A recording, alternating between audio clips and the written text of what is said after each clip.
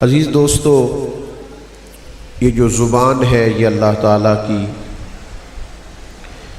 بہت بڑی نعمت ہے۔ ہمارے ہاں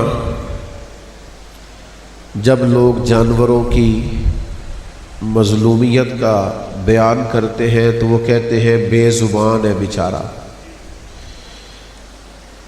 اپنا دکھ، اپنی تکلیف، اپنی پریشانی بیان نہیں کر سکتا، اس کے دل میں کیا خواہش ہے اور اس کے من میں کیا جذبہ ہے وہ اس کا اظہار نہیں کر سکتا، بیچارہ بے زبان۔ زبان اللہ تعالیٰ کی اتنی بڑی دی ہوئی ہمیں دولت ہے، یہ اللہ کی اتنی بڑی نعمت ہے کہ ہم جو ہمارے دل میں ہوتا ہے ہم کہہ سکتے ہیں،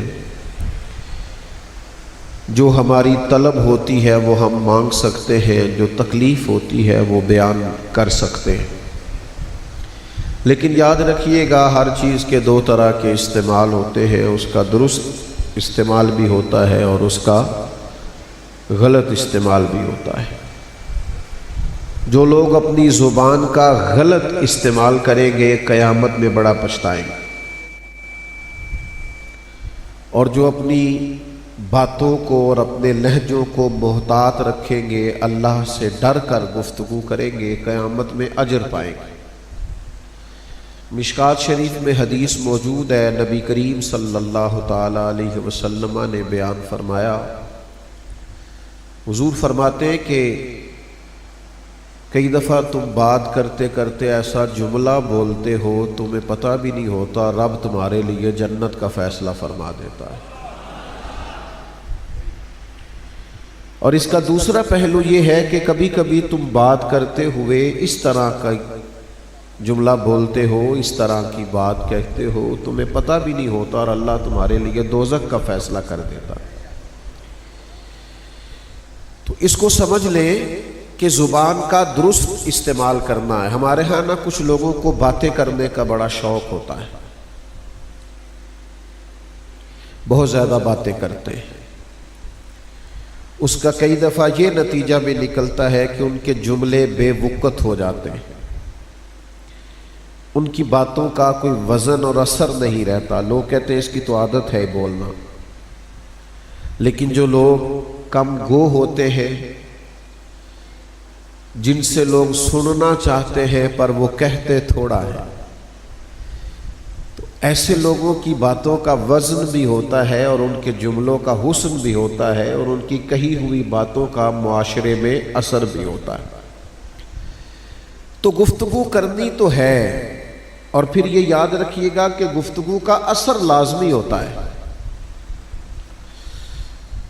ہمارے گھروں میں، ہمارے خاندانوں میں، ہمارے محلوں میں، ہمارے قبیلوں میں جو جملے زیادہ بولے جاتے ہیں نا، وہی جملے ہمارے بچوں کی زبانوں پر بھی آ جاتے ہیں۔ یعنی ہماری کہی ہوئی باتیں وہ صرف باتیں نہیں ہوتی، وہ معاشرے کے اندر سبق بن کے لوگوں کے کانوں میں اتر کر ان کی زبانوں پر جاری ہو جاتی، اور پھر ہماری باتوں کا ہم پر بھی اثر ہوتا ہے۔ آپ تھوڑی دیر توجہ فرمائیے گا، آپ کوئی دکھ اپنا سنانے لگے نا، کبھی کوئی اپنی تکلیف کسی اپنے پیارے کو بتانے لگے تو بات کرنے سے پہلے آنسو نکل آتے ہیں، یعنی آپ کی بات آپ پر اثر کر گئی، اور آپ کوئی ہنسی والی بات کرنے لگے، کوئی لطیفہ سنانے لگے، کوئی خوش طبی والا جملہ کہنے لگے تو بعض لوگوں سے بات ہوتی نہیں، وہ بات سنانے سے پہلے ہنس ہنس کے لوٹ پوٹ ہو رہے ہوتے، ادھر ادھر گر رہے ہوتے۔ معنی کیا ہے کہ ہماری باتوں کا ہم پر بھی اثر ہوتا ہے۔ میرے بھائیوں، سمجھ لیجئے گا بات کو کہ اگر ہم ایسی باتیں کریں گے نا جیسی معاشرے میں روز ہوتی ہیں، یہاں حالات ٹھیک نہیں، یہاں کچھ بھی نہیں ہو سکتا یا کچھ بھی نہیں بن سکتا، تو یہ باتیں کرنے سے یہ صرف باتیں نہیں ہیں، یہ دل کو مایوس بھی کر دیں گی۔ اور اگر آپ بار بار اس طرح کی گفتگو کریں گے نا، اللہ بڑا کریم ہے، میرا رب بڑا کرم کرنے والا ہے، راستے کھولنے والا ہے، آسانیاں کرنے والا ہے، اپنے بندوں سے پیار کرنے والا ہے، اگر یہ جملے آپ دہرائیں گے تو آپ محسوس کریں گے کہ آپ کا دل تازہ ہونے لگا ہے، طبیعت ٹھنڈی ہونے لگی۔ کیوں آج لوگوں کو سوسائٹی میں ایک دوسرے سے پیار نہیں رہا؟ ہم باتیں بڑی سخت کرتے، ہر ایک کے بارے میں ہم اپنے رویے کو تلخ بنا لیتے ہیں، سبھی پر تنقید کرتے پھرتے، نتیجہ یہ نکلتا ہے کہ ہمارا دل ہر ایک کے بارے میں سخت ہو جاتا ہے۔ تو گفتگو کا اثر ہوتا ہے، باتوں کا اثر ہوتا ہے۔ گفتگو بڑی خوبصورت کرنی چاہیے، سلجھی ہوئی کرنی چاہیے، نکھری ہوئی کرنی چاہیے، باتوں کا وضو ہونا چاہیے، لفظوں میں حسن ہونا چاہیے۔ لفظ تاثیر سے بنتے ہیں، تلفظ سے نہیں۔ اہل دل آج بھی ہے اہل زبان سے آگے، تو خوبصورت لب و لہجہ ہو، خوبصورت انداز ہو، اور اگر کوئی چاہے کہ میری باتیں بڑی میٹھی ہو جائیں، میری گفتگو بڑی حسین ہو جائے، میرا لب و لہجہ کبھی کسی کو تکلیف نہ دے، میرے انداز سے کبھی کسی کا دل نہ ٹوٹے، تو پھر اس کا صرف ایک ہی حل ہے کہ وہ صبح و شام اور کوئی بات نہ کرے، بس ذکر مصطفیٰ کرے۔ میں بلبل خوش لہجہ گلزار نبی ہوں، میٹھی میری باتیں ہیں کیونکہ نمک خار نبی ہوں۔ آپ حضور کا ذکر پاک کریں، نبی پاک کا تذکرہ کریں، حضور علیہ السلام کی گفتگو کریں، نبی پاک کے حسن کی، جمال کی، فضائل کی، خصائل کی، حسن کی، کردار کی، صحابہ پر شفقت کرنے کی، امت کے لیے دعائیں کرنے، عالمی منشور دینے کی، دستور زندگی دینے کی، دستور حیات دینے کی آپ بات کریں۔ میرے عزیز، حضور کا ذکر پاک کریں۔ ویسے رب کہتا ہے کہ میں نے اپنے نبی کے ذکر کو کسی اور کے ذمے نہیں چھوڑا، معاذ اللہ کسی کا محتاج نہیں، وَرَفَعْنَا لَكَ ذِكْرَكَ، اے محبوب ہم نے آپ کے لیے آپ کے ذکر کو بلندی عطا فرما دی۔ حضور کا ذکر بلند ہے۔ حضرت ابو قتادہ رضی اللہ تعالیٰ عنہ فرماتے ہیں دنیا میں بھی بلند ہے، آخرت میں بھی بلند ہے، یہ ہر وقت بلند ہے۔ اللہ نے نا ہر جگہ اپنے محبوب کے ذکر کو بلندی دی۔ ساری زندگی لا الہ الا اللہ کہتا رہے کوئی، ساری زندگی لا الہ الا اللہ کہتا رہے، مسلمان نہیں ہو سکتا جب تک محمد الرسول اللہ نہ کہے صلی اللہ تعالی علیہ وسلم۔ کلمے میں بھی اللہ نے محبوب کا ذکر ساتھ رکھا، آذان میں بھی ساتھ رکھا، نماز میں بھی ساتھ رکھا۔ محبوب پاک علیہ السلام کا ذکر قرآن نے جا بجا کیا، اور بڑا انوکھا کر کے کیا۔ کہیں کہا میرے محبوب مبشر ہے، کہیں کہا نذیر ہے، کہیں کہا شاہد ہے، کہیں کہا داعی اللہ ہے، کہیں کہا سراج منیر ہے، کہیں کہا محبوب پاک صلی اللہ تعالی علیہ وسلم رحمت للعالمین ہے، کہیں کہا محبوب پاک علیہ السلام کافۃ للناس۔ مختلف زاویوں سے ذکر رکھا۔ اور مزے کی بات، حضور کی ولادت سے پہلے بھی نبی پاک کے تذکرے، سارے نبیوں کو بٹھا کے عہد لیا کہ وعدہ کرو اگر تمہاری موجودگی میں میرے محبوب آئیں، ایمان بھی لانا ہے اور مدد بھی کرنی ہے۔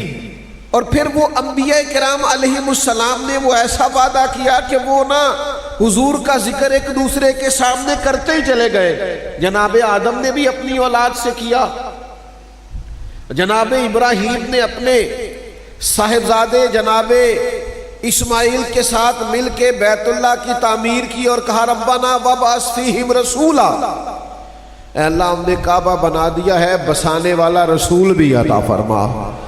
جناب عیسیٰ علیہ السلام اپنے حواریوں کے بیچ کھڑے ہو کے کہتے ہیں وَمُبَشِّرًا بِرَسُولٍ يَأْتِي مِن بَعْدِهِ اسْمُهُ احمد، میں تمہیں اس رسول کی خوشخبری دے رہا ہوں جو میرے بعد آئیں گے اور ان کا نام احمد ہوگا۔ ہر جگہ ذکر رسول ہو رہا ہے، ہر طرح ذکر رسالت امام ہو رہا ہے۔ حضور علیہ الصلوۃ والسلام کے تذکرے ہو رہے ہیں، نبی پاک کی باتیں ہو رہی ہیں، تو جب ہر جگہ حضور کی باتیں ہو رہی ہیں تو غلام کا تو حق زیادہ بنتا ہے، غلام کی ذمہ داری سو زیادہ بنتی ہے، اسے چاہیے کہ وہ بار بار کہے کہ آ میرے دل آمینہ کے لال کی باتیں کرے، آ حضور کا ذکر پاک کر، نبی پاک علیہ السلام کا کیوں کرے اتنا ذکر، کیوں کرے صبح و شام حضور کا تذکرہ، کیوں نبی پاک صلی اللہ علیہ وسلم کی باتیں کرے؟ تو اعلیٰ حضرت فرماتے ہیں اس کی وجہ ہے نا، جو جس کو جتنا یاد کرے اسے بھی لوگ اتنا یاد کرتے ہیں، کہتے ہیں یار فلاں مجھے بڑا یاد کرتا ہے، فلاں یاد کر رہا تھا، تو سامنے والا کہتا ہے میں بھی اسے بڑا یاد کرتا ہوں، تو اعلیٰ حضرت کہتے ہیں ہم حضور کا ذکر کیوں نہ کریں جو نہ بھولا ہم غریبوں کو رضا۔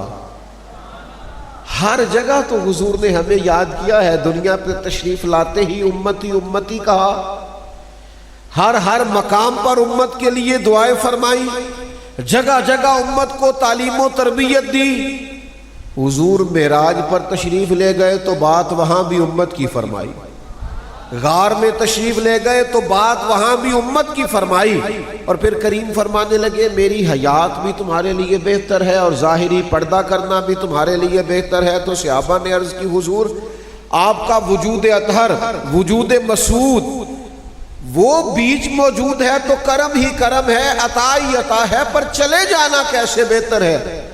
تو یہ سنو نہ ذرا، حضور فرمانے لگے میں قبر میں جاؤں گا، تمہارے اعمال مجھ پر پیش کیے جائیں گے، اگر اچھے ہوں گے تو سجدہ شکر ادا کروں گا، اور اگر اعمال برے ہوں گے تو قبر میں بھی تمہاری بخشش کی دعا کروں گا۔ تو آپ اس بات کو سمجھے نا ذرا، اعلیٰ حضرت کہتے ہیں پھر جو نہ بھولا ہم غریبوں کو رضا، ذکر اس کا اپنی عادت کیجئے۔ جب حضور ہمیں نہیں بھولے، حضور فرماتے قیامت والے دن نا سب نبیوں کے لیے نور کے ممبر لگائے جائیں گے اور تمام انبیاء ممبر پہ ہوں گے، میرا ممبر خالی ہوگا۔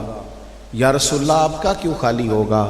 تو محبوب فرماتے ہیں میں رب کے عرش کے سائے میں سجدہ کر کے اپنی امت کی بخشش کا سوال کر رہا ہوگا۔ تو جو نہ بھولا ہم غریبوں کو رضا، پھر ذکر ان کا اپنی عادت کی، حضور کا تذکرہ کرے، نبی پاک کی بات کرے۔ ویسے یہ کہ میں کہہ چکا ہوں حضور کا ذکر پاک کسی کا محتاج نہیں ہے، وَرَفَعْنَا لَكَ ذِكْرَكَ، اللہ کہتا ہے ہم نے بلندیاں عطا کر دی، اور میرے اعلیٰ حضرت فرماتے ہیں عرش پہ تازہ چھیڑ چھاڑ اور فرش پہ طرفہ دھوم دھام، کان جدھر بھی لگائیے تیری ہی داستان ہے، جدھر بھی کان لگائیں باتیں نبی پاک کی، بس حضور کا تذکرہ۔ پتہ ہوا کیا ہے ہمارے ساتھ؟ ہم نے نا، آپ نے ناراض نہیں ہونا، ہم نے رسم بنا لیا ہے بعض چیزوں کو، کسی کا انتقال ہو گیا تو نعتیں پڑھی جائیں گی، ختم شریف آ گیا تو نعتیں پڑھی جائیں گی، چہلم آ گیا تو نعتیں پڑھی جائیں گی، سالانہ ختم ہوا تو نعتیں پڑھی جائیں گی۔ تو بھائی ختموں پہ پڑھتے ہو، ولیمے والے دن کیوں نہیں پڑھتے؟ وہ ختم شریف پہ جنازے پر آپ نے نبی پاک علیہ السلام کی نعت شریف پڑھی، تو بیٹے کی بارات والے دن کیوں نہیں پڑھی؟ نبی پاک علیہ السلام سے رشتہ صرف دکھوں کا ہے، سکھوں کا وقت آیا تو کسی اور طرف نکل گئے۔ حضور کے غلاموں کی شان یہ ہے، رنگ کوئی بھی تھا، زمانہ کوئی بھی تھا، حالات کوئی بھی تھے، وقت کوئی بھی تھا، ان کی زبانوں پر ہر وقت مدینے والے محبوب کا ذکر پاک رہا کرتا تھا۔ لیکن یہ ذکر عام ذکروں کی طرح نہیں ہے، یہ مدینے والے محبوب کا ذکر ہے۔ اس کا نا انداز ذرا اجلا ہوا ہونا چاہیے، ذرا دھلا ہوا ہونا چاہیے، اس کے کچھ لوازمات ہیں، اس کے آداب ہیں، اس کا اپنا ایک معیار اور اسٹیٹس ہے۔ یہ ذکر وہ تو اللہ نے قرآن میں کہہ دیا میرے محبوب کو اس طرح نہ بلانا جیسے آپس میں ایک دوسرے کو بلاتے ہو، نام لے کے تو حضور کو پکارنا بھی منع ہے۔ نبی پاک کے ذکر کی نہ کچھ پابندیاں ہیں۔ سلطان محمود غزنوی کے بڑے لاڈلے غلام تھے ایاز، اور ایاز کے بیٹے کا نام تھا محمد. تو محمود بڑے پیار سے بلاتے محمد بن ایاز میری بات سننا، پیار کرتے غلام زادے سے. ایک دن محمود نے آواز دی اور آواز دے کہا او ایاز کے بیٹے ذرا ادھر آئیے گا. اب یہ کہ آج انداز بدلا ہوا تھا تو ایاز بہت عقیدت مند تھے اور بادشاہ کے ساتھ بڑا خاص وفا کا رشتہ تھا. حاضر ہوئے اور کہنے لگے سلطان کیا غلام زادے سے کوئی غلطی ہو گئی؟ تو سلطان کہنے لگے نہیں کچھ بھی نہیں ہوا. کہا عجیب بات ہے، آپ ہمیشہ محمد بن ایاز کہہ کے بڑے پیار سے بلاتے ہیں، آج آپ نے ایاز کے بیٹے کہہ کے پکارا ہے. تو محمود پہلے چپ کر گئے، پھر نظر جھکائی، پھر سر اٹھایا، کہنے لگے ایاز ناراضگی کوئی نہیں، تیرے بیٹے کا نام محمد ہے.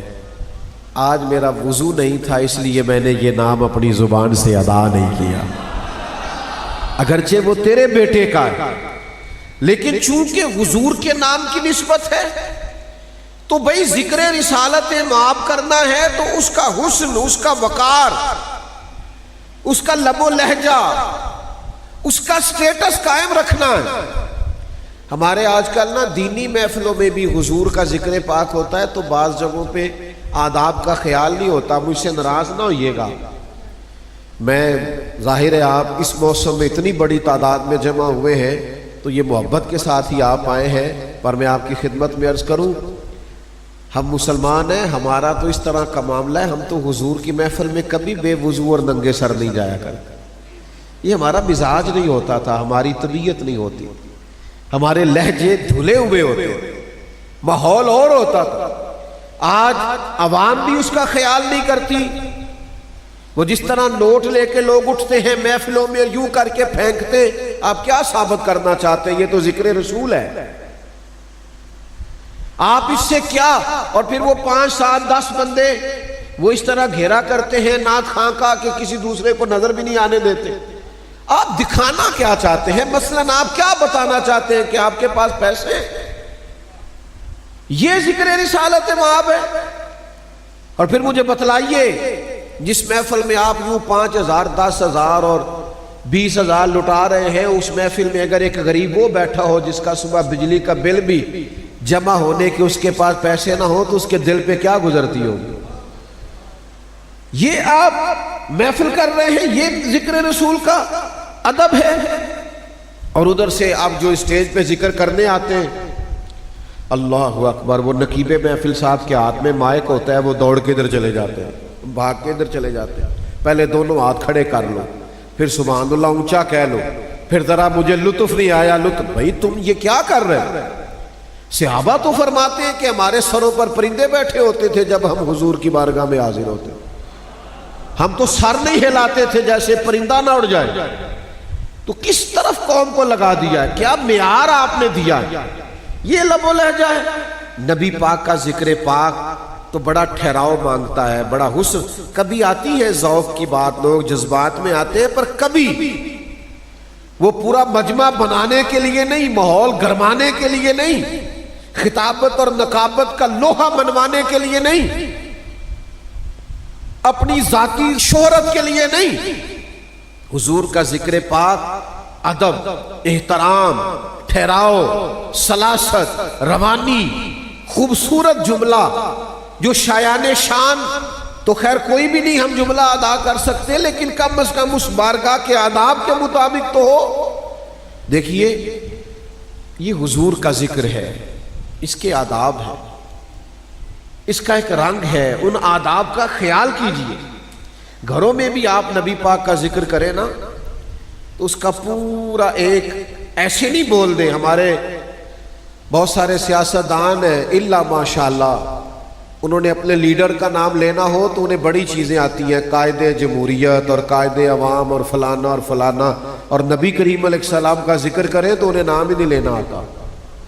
تو میرا دل کرتا ہے انہیں کہوں کہ آج 4 دن ہمارے ساتھ رہ. ہمارے تو بوڑھی مائیاں دیہاتی انہیں بھی یہ آیا کرتا تھا، تیرا کھاواں تے تیرے گیت گاواں یا رسول اللہ. یہ نہ تو وہ بھی سنا لیا کرتی. آؤ 4 دن کسی دیہاتی سادے انگوٹھا چھاپ کے پاس بیٹھو، تمہیں ذکر رسالت مآب آ جائے۔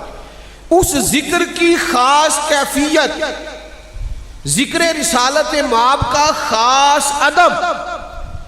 ایک وقت ہوتا ہے ایمرجنسی کا، ایمرجنسی میں القاب نہیں یاد رہتے۔ ایمرجنسی ہو نا، ایمرجنسی یعنی خدا نہ خواستہ میری پگڑی کے شملے کو آگ لگ گئی، تو اب سامنے سے ایک بندہ مجھے بتانا چاہتا ہے آگ لگی ہوئی ہے، تو وہ کیا کہے گا؟ مفکر اسلام، پیر طریقت، علامہ، مولانا، پیر، شیخ، اتنی دیر میں آگ چاہے کام کر جائے اپنا۔ ایمرجنسی میں القاب نہیں یاد رہتے، کہنا چاہیے آگ لگ گئی ہے، جناب پیچھے دیکھے ہو، جناب مولانا پیچھے دیکھیے، مولوی صاحب پیچھے دیکھیں۔ ایمرجنسی میں القاب یاد، لیکن جب ذکر رسول کی باری ہو نا، غار ثور میں حضرت صدیق اکبر کے پیر کو سانپ نے ڈس لیا، حضور نے فرمایا کیا ہوا؟ سانپ ایمرجنسی نہیں، بڑے بڑے ڈر نہیں جاتے، خوف نہیں کھاتے۔ حضرت صدیق اکبر کے پیر کو سانپ نے ڈسا، حضور نے فرمایا کیا ہوا؟ تو فوراً یہ نہیں کہا سانپ سانپ سانپ، یہ نہیں کہا، بلکہ یہ بارگاہ رسالت ہے، اے پائے نظر ہوش میں آ، یہ کوب نبی ہے، آنکھوں سے بھی چلنا یہاں بے ادبی ہے۔ حضرت صدیق اکبر نے فوراً سانپ سانپ نہیں کہا فدا کا ابی و امی یا رسول اللہ، حضور میری ماں بھی قربان ہو، میرا باپ بھی قربان ہو، وہ ذرا میرے پیر کو سانپ نے ڈس لیا۔ اس ایمرجنسی میں بھی انہیں آداب بھولے، انہیں ادب نہیں بھولا، احترام نہیں بھولا۔ ایک ہوتی ہے روٹین کی باتیں وہ کریں، لیکن جب بات ذکر رسالت مآب کی آئے نا، تو ذرا تھوڑا سا نا لہجے کو تبدیل کریں، ذرا انداز کو بدلیں، ذرا طور طریقے چینج کریں، آپ کا رنگ ڈھنگ بدل جائے، ذوق بدل جائے۔ 2 بھائی، ایک بڑا ہے ایک چھوٹا ہے، چھوٹے کا کاروبار بڑا سیٹ ہے، ڈگری بڑی اچھی ہے، کماتا بھی زیادہ ہے، تعلیم بھی زیادہ ہے، لوگ بھی اسے زیادہ جانتے ہیں۔ اب دونوں بھائی کٹھے بیٹھے، بڑا بھی چھوٹا بھی، تو اب کسی نے ان میں سے پوچھا کہ تم میں سے بڑا کون ہے؟ تو عمر بتائے گا کہ ڈگری بتائی جائے گی؟ بتائیے کیا پوچھا اس نے؟ مثلا وہ کہے گا کہ یہ مجھ سے 10 جماعتیں زیادہ پڑھا ہوا ہے۔ ایسا نہیں ہوتا، وہ رتبہ نہیں بتاتے، عمر ہی بتاتے ہیں، بلکہ وہ چھوٹا بھی بول کے کہتا ہے جی یہی بڑے ہیں، چھوٹا میں ہوں۔ آپ کو سمجھ آ رہی ہے نا میری بات؟ بلا مثال و بلا تشبیہ، صرف سمجھانے کے لیے عرض کرتا ہوں۔ حضرت عباس رضی اللہ تعالیٰ عنہ نا میرے نبی کریم صلی اللہ تعالیٰ علیہ وسلم کے چچا ہیں، تو ظاہر ہے وہ چچا ہیں تو عمر میں بڑے ہیں۔ کسی شخص نے حضرت عباس سے پوچھا آپ بڑے ہیں کہ حضور؟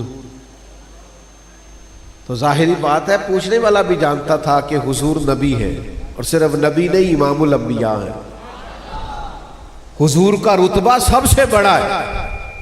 وہ سوال کرنے والا بھی اس حقیقت سے آشنا تھا، پوچھا آپ بڑے ہیں کہ حضور؟ اب ظاہر ہے پوچھ وہ عمر ہی رہا ہے، رتبے کا اسے پتہ ہے، لیکن چونکہ بات ذکر رسالت مآب کی ہے، حضور کا ذکر کرنا ہے، نبی پاک کی بات کرنی ہے، تو یہ ذرا حضرت عباس کا انداز دیکھیے۔ کہا کیا کہا آپ نے؟ کہا میں نے پوچھا تھا آپ بڑے ہیں کہ حضور؟ تو حضرت عباس رضی اللہ تعالیٰ عنہ فرمانے لگے بڑے تو حضور ہی ہیں، پیدا پہلے میں ہوا تھا، بڑے وہی ہیں، اے پائے نظر ہوش میں آ، یہ کوب نبی ہے، آنکھوں سے بھی چلنا یہاں بے ادبی، ادب کرے، ذکر رسالت مآب ہو تو ادب کرے، احترام کرے، اور اسی طرح حضور کے فیصلوں کا بھی احترام کرے۔ اگر نبی پاک نے کہا سود حرام ہے تو پھر سود حرام ہے۔ اگر نبی پاک علیہ الصلوۃ والسلام نے کہا ہے کہ حدود اللہ کا خیال کرنا ہے تو پھر حدود اللہ کا خیال کرنا ہے۔ پھر یہ بھی حضور کا ادب ہے کہ جو فیصلے نبی پاک نے کیے، امت پھر اپنے دل میں پوری طور پر انشراح صدر رکھے اور ہر فیصلے کو قبول بھی کرے اور جس طرح دین مسجد میں بیان ہوتا ہے نا، اسی طرح عدالت میں بھی بیان ہو اور اسی طرح پارلیمنٹ میں بھی بیان ہو۔ پھر ہمیں یہ سمجھنا چاہیے، تو ایک تو نبی پاک علیہ السلام کا ذکر ہو ہر وقت ہو، دوسرا بادب ہو، اور تیسرا نا ذرا ذوق کے ساتھ ہو، یعنی آپ کی نا اپنی کیفیت بھی وہ بنی ہوئی ہو، وہ نیرے لفظ نہ ہو۔ ایک نعت خان صاحب ایک نعت لکھ کے اعلیٰ حضرت فاضل بریلوی رحمۃ اللہ علیہ کی خدمت میں لائے، اور اس نعت میں انہوں نے شعر کچھ اس طرح سے لکھے تھے کہ یا رسول اللہ میں آپ کے لیے بڑا تڑپتا ہوں، بڑا روتا ہوں، رات بھر مجھے نیند نہیں آتی، بے چین رہتا ہوں۔ تو وہ شعر اعلیٰ حضرت کو دکھائے تو فاضل بریلوی فرمانے لگے تمہاری یہ کیفیت بھی ہے، حضور کی یاد میں رات بھر جاگتے ہو؟ کہنے لگے نہیں جی نہیں، یہ تو شعر ہے نا۔ تو فرمانے لگے جھوٹ بولتے ہو معاذ اللہ نبی پاک کی بارگاہ میں، حضور کے لیے وہ کہو جو تمہاری کیفیت ہے، جو تمہارا رنگ ہے، جو ڈھنگ ہے۔ وہ ہمارا بھی نعت خان آج کل کہتا ہے نا، دنیا چھڈنی پئی تے چھڈ دیاں گا، پر صدف میں دامن حضور دا چھڈنا نہیں۔ کہ انہوں کہیے نا چل تو 5000 ہی چھڈ دے وچوں، وہ بھی چھڈن لئی تیار، وہ دنیا چھڈن نو تیار ہے، اپنی فیس چھڈن نو تیار۔ تو جھوٹ بولتے ہو معاذ اللہ حضور کی بارگاہ میں، جو تمہارا حال نہیں ہے وہ بیان کرتے ہو، تمہاری وہ کیفیت ہی نہیں ہے اس کا اظہار کرتے ہو۔ یہ تو وہ بارگاہ ہے جہاں ہمیشہ مزاج صداقت والا ہونا چاہیے، نورانیت والا ہونا چاہیے، انداز ہی اور ہونا چاہیے، اور لوگوں کی کیفیت نہیں۔ حضور کا ذکر کریں تو ذرا ذکر میں کھو جائیں، نبی پاک کا تذکرہ کریں تو اس تذکرے میں محو ہو جائیں، یعنی حضور کی بات کریں تو لب و لہجہ، انداز، آپ کے اوپر باتیں طاری ہو جائیں۔ آپ کبھی کبھی ایک تو ہے نا کہ محفل میں نعت خان نے نعت سنائی ہے، آپ واسطے جا کے کسی نعت خان سے ملے، یار میں بڑا بے چین ہوں، مجھے میرے نبی کی کوئی نعت سناؤ۔ آپ موبائل پر کبھی نکال لیں، آج کچھ نہیں کرنا، آج بس حضور کا ذکر پاک سننا۔ آپ قلبی کیفیت اس طرح کی بنائیں، طبیعت اس طرح کی بنائیں۔ حضرت ابوبکر صدیق رضی اللہ تعالیٰ عنہ نے جب کلمہ پڑھا نا، تو مکہ مکرمہ کے اندر یہ بریکنگ نیوز تھی کہ ابوبکر صدیق مسلمان ہو گئے، بہت بڑی خبر تھی۔ اتنے بڑے تاجر، اتنا نام مکے میں، اور وہ مسلمان ہو گئے۔ تو کچھ صحابہ خبر کی تصدیق کے لیے گئے کہ کیا آپ واقعی مسلمان ہو گئے؟ آپ کو نام بتاؤں وہ کون تھے جانے والے؟ چونکہ تاجروں کے دوست بھی تاجر ہوتے ہیں نا، ان جانے والوں میں سے پہلا نام حضرت عثمان غنی کا ہے، حضرت سعید بن زید رضی اللہ تعالی، حضرت عبد الرحمن ابن عوف رضی اللہ تعالی۔ یہ صحابہ حضرت صدیق اکبر رضی اللہ تعالیٰ عنہ کی بارگاہ میں گئے اس خبر کی تصدیق کرنے کے لیے کہ سنا ہے آپ مسلمان ہو گئے۔ جب انہوں نے کہا نا کہ آپ مسلمان ہو گئے، تو حضرت صدیق اکبر فرمانے لگے یہ ایسے سادہ ہی بتانے والی بات تو نہیں نا، آؤ نا ذرا میرے پاس بیٹھ جاؤ نا۔ پھر انہوں نے بٹھا لیا۔ علامہ اسماعیل حقی نے لکھا ہے پھر اس ذوق سے حضور کا ذکر کیا، کبھی کمالات کا، کبھی حسن کا، کبھی جمال کا، کبھی نبی پاک کے اخلاق عالیہ کا، کبھی کردار کا، کبھی اجلی سونی اور حسین تعلیمات کا۔ اس طرح جناب صدیق اکبر نے ذکر کیا کہ وہ جو تصدیق کرنے گئے تھے وہ بھی سارے کلمہ پڑھ کے مسلمان ہو گئے۔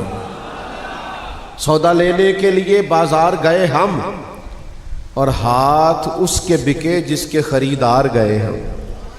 حضرت صدیق اکبر نے یوں ذکر کیا، نبی پاک کا تذکرہ کریں۔ اچھا اب اس ذکر کو کہاں کہاں کرنا ہے؟ جب بچے کی شادی رکھنے لگے نا، تو پھر بھی حضور کا ذکر کرے کہ بھلا نبی پاک نے شادی کے بارے میں کیا تعلیمات دی ہیں، حضور نے نکاح کے بارے میں کس طرح کی باتیں ارشاد فرمائی۔ اس وقت بھی ذکر رسول کرو کہ نبی پاک علیہ الصلوۃ والسلام نے فرمایا صرف حسن دیکھ کے شادی نہ کرنا، حسن انسان کو تکبر میں مبتلا کر دیتا ہے۔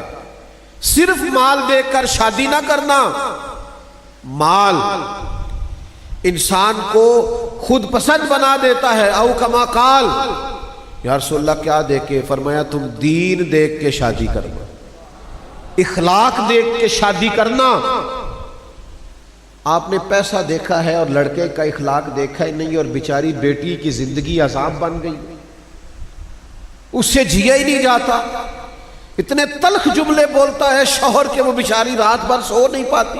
आपने सिर्फ ये देखा है माल अच्छा कमाता है, और फिर आपने कुछ इसी तरह का रवैया बाज़ जगहों पे बेटों के साथ भी होता है। हम सिर्फ ये देखते हैं कि बेटी जहेज कितना लाएगी, डिग्री कितनी ज़्यादा है। आपको पता ही नहीं कि जिस औरत की ज़ुबान तल्ख होती है उसका शौहर कितनी तकलीफ में होता है। मैंने नौजवानों को नफसियाती होते देखा है। चंद एक ऐसे केस भी मेरे सुनने में आए जिनके घर के अंदर माहौल तल्ख है तो बेचारे कुछ नहीं कर पाते। खुदा रहा बच्ची को देखें, अगर इखलाक ठीक है तो लाएं। उस वक्त भी जिक्र रिसालत माब तलाश करो, निकाह से पहले भी, और जब तिजारत करो ना तिजारत, तब भी जिक्र रसूल करो सल्लल्लाहु अलैहि वसल्लम। बहुत सारे लोग जब नई दुकान शुरू करते हैं तो कुरान मजीद की तिलावत कराते हैं, नाते पढ़वाते हैं। तो मेरा दिल करता है उनसे पूछूं कि मेरा ख्याल है आप तिलावत और नात इसलिए करा रहे हैं कि मैं दुकान अल्लाह रसूल की मर्जी के मुताबिक करूंगा, इसीलिए पढ़ाते होंगे, मेरा ख्याल है इसीलिए पढ़ाते हैं। वो तो कहते हैं बरकत हो जाएगी। भाई बरकत तो रब रसूल की बात मान, बरकत ही बरकत है।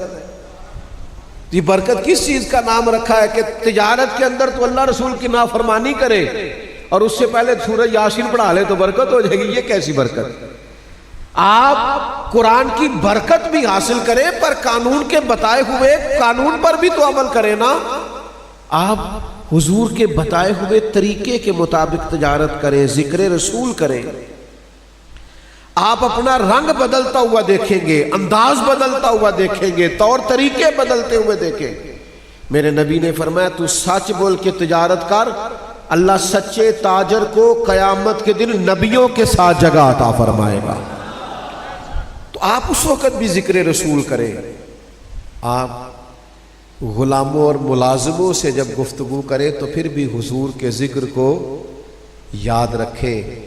मेरे नबी ने फरमाया तुम्हारे गुलाम तुम्हारे भाई हैं, जो खुद खाना इन्हें भी खिलाना, जो खुद पहनना इन्हें भी पहनाना, और इनकी ताकत से ज्यादा इन पर बोझ न डालना। ओ मेरे भाइयों, इस वक्त भी हुजूर का जिक्र करो। जिंदगी के हर शोबे में, हर मकाम पर नबी पाक अलैहिस्सलाम की तालीमात मौजूद हैं। आप हर जगह हुजूर का जिक्र करें। जो काम शुरू करने लगे, जिस शोबा में जाने लगे, पहले ये देखें इसके बारे में हमारे नबी की तालीमात क्या है। यही जिक्र रसूल है, यही नबी पाक की हमारे लिए तालीमात है, यही हुजूर का हमें दिया हुआ दीन है। जिक्र रिसालत माब हर वक्त करना है, अदब से करना है, संजीदगी से करना है, शौक से करना है, और सिर्फ मस्जिद में नहीं करना, घर में भी करना है। सिर्फ खत्मों पे नहीं करना, शादी और वलीमे पे भी करना है। हर मौके पर नबी पाक के जिक्र को करना है। अल्लाह ताला हमारी हाजिरी को कबूलियत का दर्जा अता करे।